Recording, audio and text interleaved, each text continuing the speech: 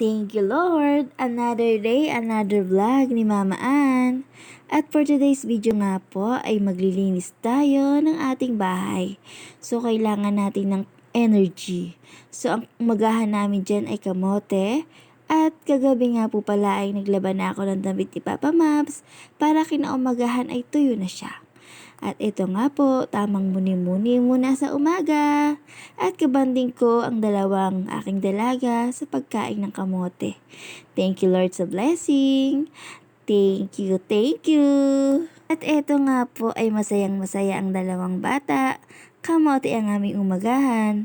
Sa kanila nga po ay pinirito at kay Mama Ann naman ay nilaga. At kailangan natin ng energy dahil magjo-general cleaning nga tayo. Dahil hindi natin natapos ngayong buong araw, ay bukas naman ay sa taas.